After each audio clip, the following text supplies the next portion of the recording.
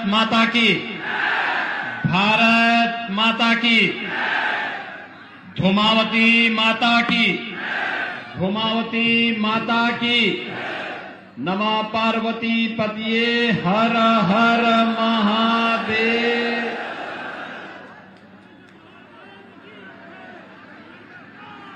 Bharatiya Janata party के लोकप्रिय सांसद मैं महेंद्र सिंह सोलंकी जी,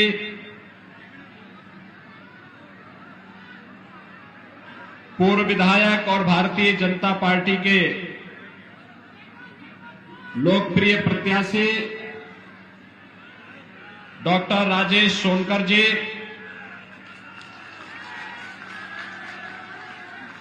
जिला पंचायत के अध्यक्ष श्रीमती लीला देवी मेरुवाल जी, वरिष्ठ नेता श्री बहादुर सिंह पिलवानी जी, श्री मनोहर लाल मंडलोई जी, अजय सिंह बघेल जी, राय सिंह सैंधव जी, आनंदी लाल जी राठवा, सुप्रसिद्ध कथा व्यास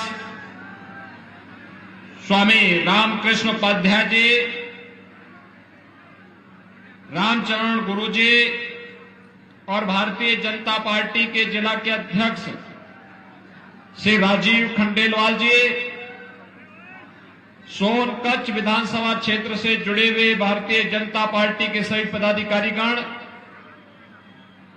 और भारी संख्या में उपस्थित सभी मतदाता भाइयों और बहनों,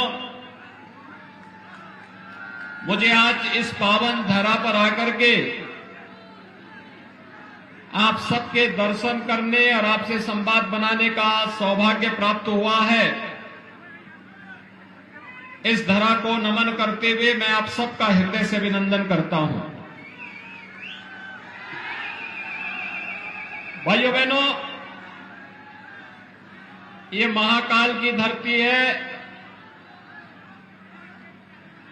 और धूमावती माता का साक्षात आशीर्वाद भी इस धरा को प्राप्त होता है। भाइयों बहनों, यह सिद्धों संतों की पावन धरा है। महान सिद्ध योगी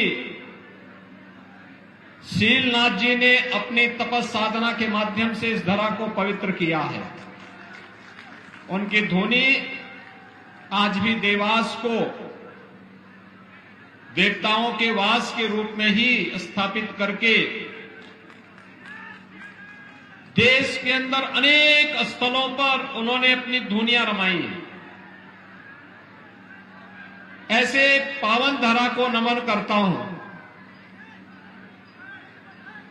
भाइयों बहनों, मैं उत्तर प्रदेश से आता हूं और उत्तर प्रदेश को हर व्यक्ति जानता है। भारत की आध्यात्मिक और सांस्कृतिक पहचान की धरती। उत्तर प्रदेश आज बदलाव के एक नए मोड़ पर खड़ा है। परिवर्तन कैसे आता है, इसका एक उदाहरण बना है। भारत ने पिछले 9-9.5 वर्ष के अंदर प्रधानमंत्री मोदी जी के नेतृत्व में दुनिया में जो पहचान बनाई है वो हम सबके सामने है। भाइयों बहनों, दुनिया में भारत का जो सम्मान बढ़ा है, यह सम्मान भारत के 140 करोड़ की आबादी का बढ़ा है। 2014 के पहले भारत का नागरिक दुनिया में कहीं जाता था, सम्मान नहीं पाता था। 2014 के बाद हर भारतवासी को दुनिया में सम्मान मिल रहा है। भारत के बारे में लोगों की धारणा बदली है, दुनिया की धारणा बदली है और दुनिया के हर संकट में समाधान लोग भारत की ओर और प्रधानमंत्री मोदी जी की ओर आशा भरी निगाहों के साथ देखते हैं। ये जो मजबूती भारत की आई है, ये केवल दुनिया में जाकर के मजबूती होने से नहीं हुआ है। जब भारत स्वयं मजबूत हुआ है, तब दुनिया भारत की इस मजबूती को आंखों से देख रही है और महसूस कर रही है। एक नया भारत, एक नए भारत का दर्शन हो रहा है। जो नया भारत 140 करोड़ लोगों को एकजुट होकर के भी रख सकता है, रखने की सामर्थ्य रखता है, तो अपनी आस्था के स्थलों को भी सम्मान देना जानता है। अपने दोस्तों के साथ दोस्ती और दुश्मनों को मिट्टी में मिलाना भी जानता है। भाइयों बहनों, आज कोई भारत की तरफ टेढ़ी निगाहों से नहीं देख सकता है। देख रहे हैं ना आज भारत, नया भारत कैसा है। आज कोई दुश्मन घुसपैठ नहीं करता है। फर्क साफ है।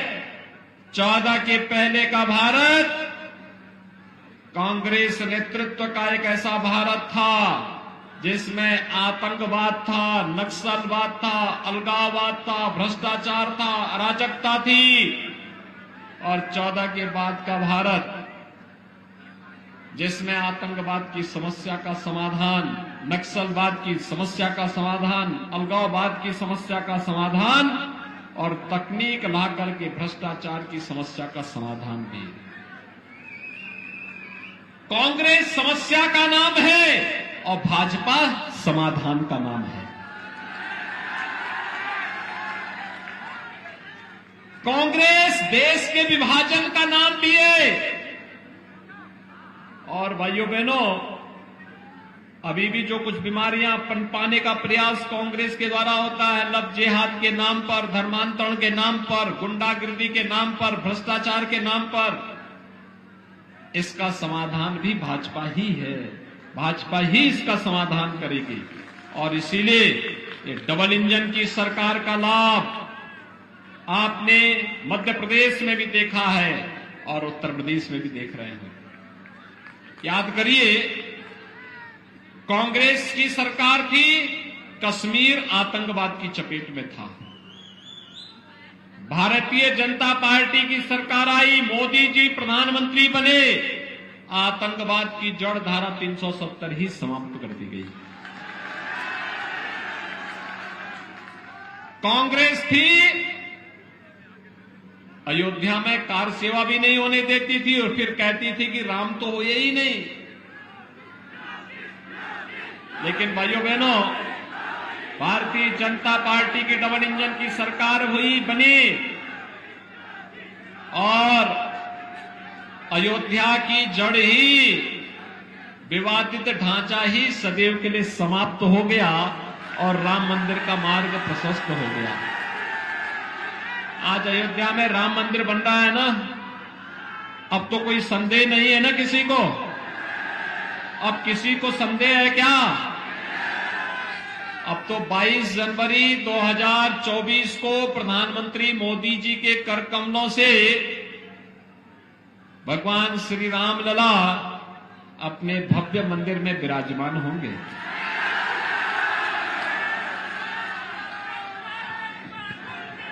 इसमें कोई संदेह नहीं है ना? कोई संदेह है क्या? कोई संदेह किसी को नहीं होना चाहिए। और भारतीय जनता पार्टी ही है। काशी में काशी विश्वनाथ धाम, उत्तराखंड के केदारपुरी में केदारपुरी की स्थापना और महाकाल में महालोक के अनुभूति भी सबको करा रहा है। क्या ये कांग्रेस कर पाती? क्या ये कांग्रेस के बस का नहीं है। कांग्रेस तो भाइयों बहनों, मैंने पहले भी कहा, देश की समस्या का नाम कांग्रेस है।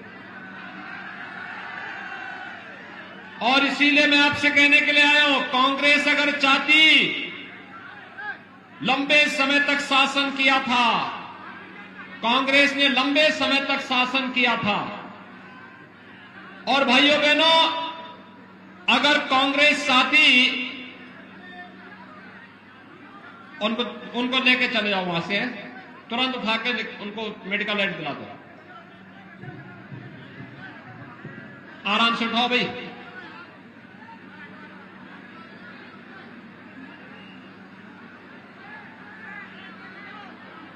आराम से, आराम से।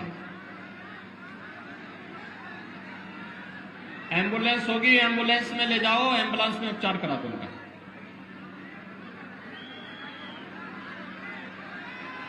भाइयों बहनों, सांसद जी आप चले जाइए।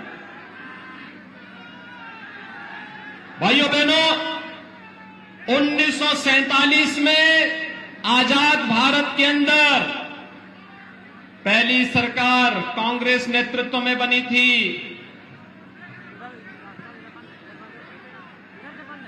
1952 में पहला आम चुनाव कांग्रेस की सरकार बनी थी। 1957 कांग्रेस नेतृत्व की सरकार थी।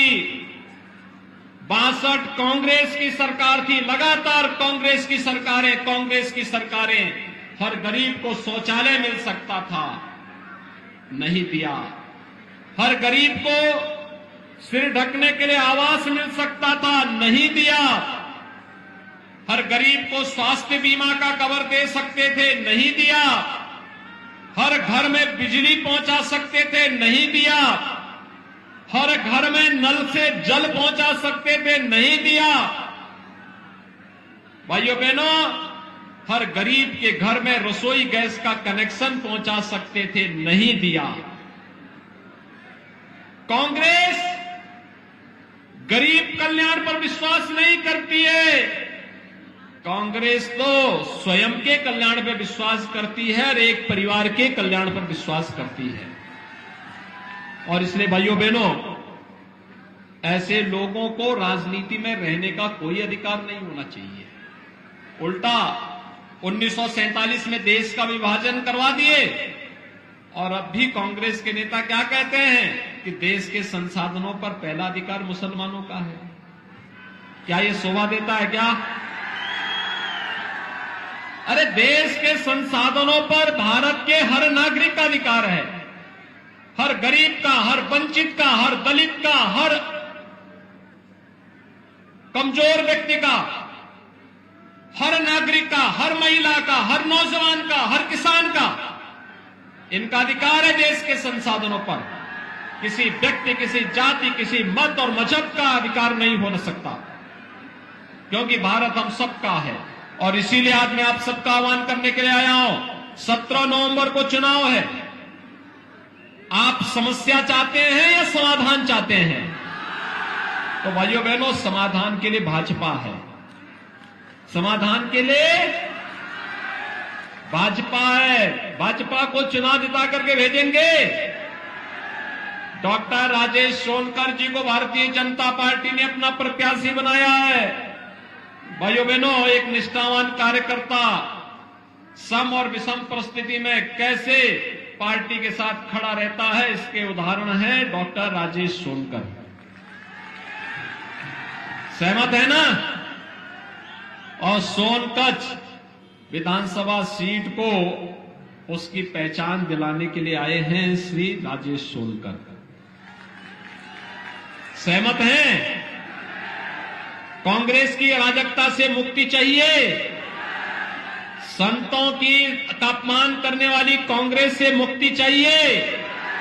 आस्था का अपमान करने वाली कांग्रेस से मुक्ति चाहिए। तो आइए, भारतीय जनता पार्टी को कमल चुनाव चिन्ह पर भारी बहुमत से विजयी बनाने के संकल्प के साथ आप सब जुड़िए। जुड़ेंगे ना?